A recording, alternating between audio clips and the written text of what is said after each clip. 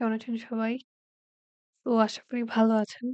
এই ভিডিওতে আমি দেখাবো যে আমাদের যে একটা জিনিস থাকে যে আমাদের কতটা প্যারাগ্রাফ দেয়া আছে সেটা বলা আছে। তারপর বলতে হয় আরকি যে which paragraphs contains the following information যে কোন প্যারাগ্রাফে ওরা যে একটা লাইন দিয়ে রাখে সেই তথ্যটা আছে সেটার সাথে মিলে। তো এরকম বলা হয় যে এরকম এরকম যদি দেয়া থাকে তাহলে আপনার শুধু ১ম লাইনটা আর শেষের লাইনটা পড়লেই হয়ে যায়। এটা মাঝে মধ্যে হয়। কারণ ওরা ৪০ টা প্রশ্নের মধ্যে ১০-১২ টা প্রশ্ন সহজ করে কিন্তু সবসময় হয় না। আর আমাদের যেহেতু উত্তর বের করার জন্য সবই পড়তে হয়। তো সেক্ষেত্রে এটাও একই রকম। মানে ফাঁকি-ঝুঁকির কোনো ব্যাপার নাই। শর্টকাট টেকনিক নাই। কিছু ক্ষেত্রে তো হতে পারে যে ১ম লাইন থেকে আনসার দিয়ে দিছে। এজন্য আমাদের দরকার ১ম এ যে হ্যাঁ, কি চাইছে সেটা আগে ভালো করে পড়া প্রশ্নটা। পরে প্যাসেজের দিকে নজর দেওয়া। তো আমি এখানে কোন প্যাসেজ থেকে আনসারটা আসছে সেটা শুধু এখানে বসাইছি আরকি। না হলে পুরা প্যাসেজ করলে এডিট করতে অনেক সময় লাগে। সেটা বাদ। এজন্য শুধু যেই প্যারাগ্রাফটা থেকে আনসারটা আসছে শুধু সেই প্যারাগ্রাফটা এখানে রাখা আরকি। তো এখানে বলতেছে a reference to a change যে একটা পরিবর্তনের উল্লেখ করা আছে which occurs in baby's brain activity যেটা বাচ্চাদের ব্রেইনে ঘটে কখন? Before the end of their first year তাদের ১ বছর হওয়ার আগে। ওকে? অর্থ তো অবশ্যই মাথায় রাখতে হবে। এটা না করলে আসলে কোনো নাই যে অর্থ না জেনে কিভাবে আনসার করা যায়। সেটা আপনি কেমনে করবেন? আপনি তো অনেক ভালো ইংরেজি পড়েন তাহলে তো আপনার এসবের দরকারই নেই। যা কি বলতে চাচ্ছি সেটা তো মাথায় রাখতে হবে। তো এখানে যদি আমরা F নাম্বারটা পড়ি। বলতেছে in a study published in Proceeding নাম দেয়া আছে যে হ্যাঁ, ন্যাশনাল একাডেমি অফ সায়েন্স এ একটা গবেষণাপত্র প্রকাশিত হয়েছে। এখানে a total of 57 babies ৫৭ টা বাচ্চা to slightly different age group. এখানে ২ টা এজ গ্রুপ নিয়ে কাজ করা হইছে। একটা হচ্ছে 7 মান্থস আরেকটা হচ্ছে 11 and a half একটা হচ্ছে ৭ মাস বয়সী আরেকটা হচ্ছে 11.5 মাস 11 and a half were played a number of syllables তাদেরকে কি কতগুলা সিলেবল তাদের সামনে বাজানো হইছে both their native language একটা হচ্ছে ইংলিশ ভাষা মানে তাদের মাতৃভাষা ইংরেজি আর একটা হচ্ছে নন নেটিভ টাং স্প্যানিশ আরেকটা হচ্ছে যেটা তাদের মাতৃভাষা না স্প্যানিশ বাজানো হয়েছে দেখেন এইটুক পড়লে এটা যদি আপনি বারবার দেখেন এবং এই প্যাসেজটা আরো কয়েকবার পড়েন কারণ যেহেতু আপনার আরো আনসার বের করতে হবে এখানে একটু ইরিটেট যে before the end of the first year ১ বছর হওয়ার আগে এই যে দেখেন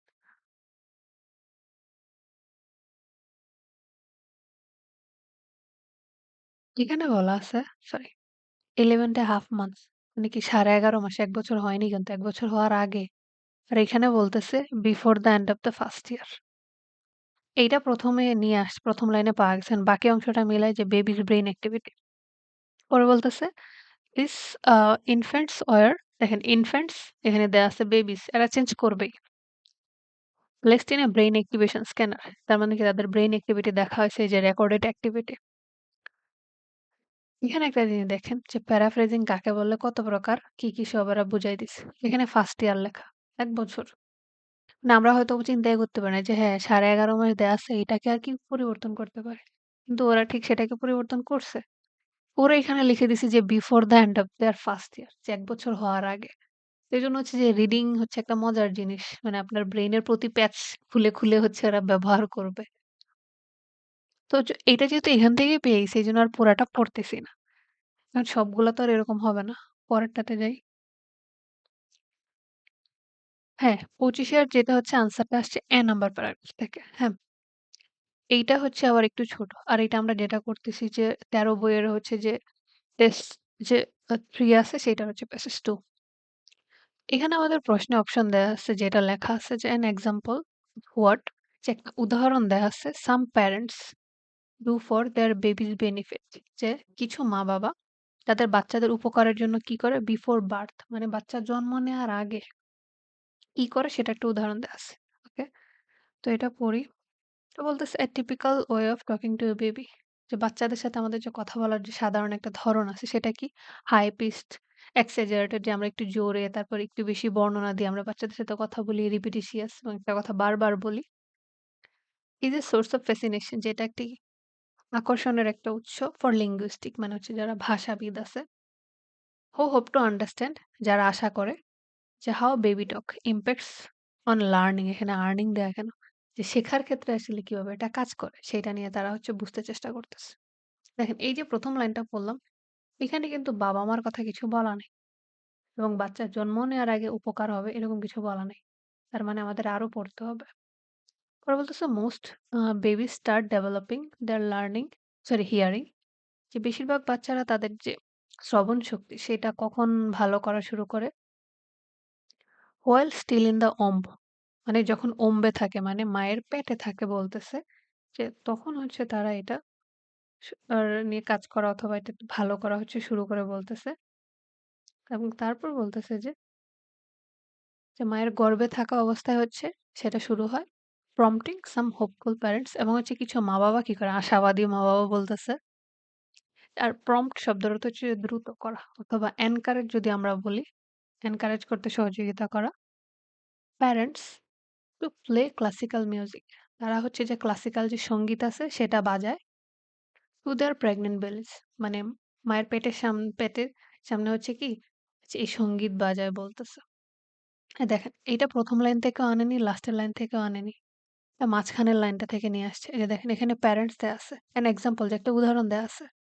যে কিছু মা-বাবা হচ্ছে যখন বাচ্চা পেটে থাকে তখন তারা হচ্ছে ক্লাসিক্যাল মিউজিক বাজায়। প্যারেন্টস ঠিক আছে। এক্সাম্পলটা কি? ক্লাসিক্যাল মিউজিক বাজায়। তো সেটা কেন করে? যেন তাদের হিয়ারিংটা হচ্ছে ডেভেলপ হয়।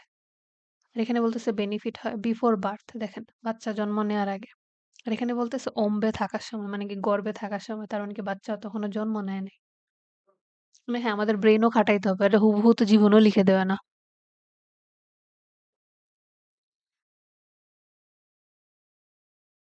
এটা হচ্ছে যে এই ২ টা লাইন থেকে নিয়ে আসছে। ১ম টা থেকেও না, শেষ থেকেও না। এটা গেল। এবার হচ্ছে লাস্টের যেটা আসি, এটা হচ্ছে আমাদের হ সরি আমাদের ইয়াতে যেটা দেয়া আছে, প্রশ্নের মধ্যে লেখা আছে যেটা, যে a mention of babies preference যে বাচ্চাদের উদাহরণ দেয়া আছে। প্রেফার অর্থ কি জানবেন? যে পছন্দ করা, তাদের পছন্দের। for the sounds that other babies make ওরকম শব্দের যেটা হচ্ছে অন্য বাচ্চারা করে আরকি। তো বলতেছে another study তো এটা বলতেছে কি যে বাচ্চাদের পছন্দের উদাহরণ দেয়া আছে, উল্লেখ করা আছে। মেনশন শব্দ তো আমরা খুব ভালো জানি। ফেসবুকের কল্যাণে একে ওকে মেনশন করো। এই সেই। দ্যাট আদার বেবিস মেক যেটা অন্য বাচ্চারা শব্দ করে আরকি সেটা বলতেছে। তো বলতেছে অ্যানাদার স্টাডি সাজেস্টস যে আরেকটা গবেষণায় দেখা গেছে parents might want to pair their youngster এই যে দেখেন ইয়াংস্টার বলতেছে। পেয়ার অর্থ আমরা জানি কি জোড়া। যে তাদের বাচ্চাদেরকে চায় অন্য বাচ্চাদের সাথে কাজ করতে so they can babble more with their own kind. Babble মানে আদো, আদো যে কথা বলে বাচ্চারা। যে বলতেছে তাদের নিজেদের ধরনের ইয়ের সাথে যেন তারা এরকম আবোল-তাবোল বকতে পারে আদো, আদো আমরা বললাম বাচ্চাদের কথা। পরে বলতেছে দেখেন, এটা ১ম লাইনে কিন্তু এরকম কিছু বলা নেই। যে বাচ্চারা কি ধরনের শব্দ তৈরি করে সেটা বলা নেই। পরে বলতেছে যে রিসার্চার ফ্রম একটা ইউনিভার্সিটির নাম দেয়া আছে, আরেকটা ইউনিভার্সিটির নাম দেয়া আছে। বলতেছে babies seem to like listening to each other rather than to adults. যে বাচ্চারা হচ্ছে বড়দের চাইতে নিজেদেরকে বেশি শুনতে পছন্দ করে। হুইচ মে বি হোয়াই যেটা এই কারণে baby talk such a universal tool যে বাচ্চাদের কথা একটা সার্বজনীন বিষয় এবং প্যারেন্টস মা-বাবাদের মধ্যে। তো বলতেছে they played repeating vowel sound made by a special synthesis এখানে বলতেছে হ্যাঁ, যে তারা হচ্ছে কি করছে যে ভাওয়েল সাউন্ড আমরা জানি কি এ, ই, আই, ও, ইউ এই ৫ টা শব্দ যে উচ্চারণ সেটা তারা বাজাইছে that mimic sound made by either an adult woman or another baby হয়তো এই শব্দগুলো একটা বড় মহিলা করছে অথবা একটা বাচ্চা। এইভাবে only the impact of the auditory cues যে শ্রবণ শক্তি যেটা আছে was observed যে তাদের সেটা হচ্ছে কি আর কিউট শব্দের অর্থ হচ্ছে ইঙ্গিত সেটা আসলে খেয়াল করা হলো। দ্য টিম দেন মেজার তো তারপর এই যে দলটা পরে এটা বের করলো যে how long is type of sound held the infants attention যে কতক্ষণ সময় আসলে বাচ্চার অ্যাটেনশনটা হচ্ছে এটা এ ধরনের শব্দ নিছে উম, তার পাচ্ছে আর কি মনোযোগটা। They found that infant sound held babies attention যে বাচ্চাদের যে শব্দ সেটা হচ্ছে বাচ্চাদের মনোযোগ কত বেশি নিছে নিয়ারলি 40% লঙ্গার 40% বেশি নিছে। তার মানে কি হচ্ছে যে তারা হচ্ছে কি বাচ্চাদের শব্দটা কারণ এখানে বলে দিছে কি অ্যাডাল্ট ওমেন আর অন্য একটা বাচ্চা মাধ্যমে করা হইছে। তো তোরা হচ্ছে বয়স্ক মানুষেরটা না নিয়ে কি বাচ্চাদেরটা 40% বেশি নিছে। এটা একটা লাইন না করে একটু সারমর্ম করে দিছে আরকি। প্রায় এখান থেকে ধরে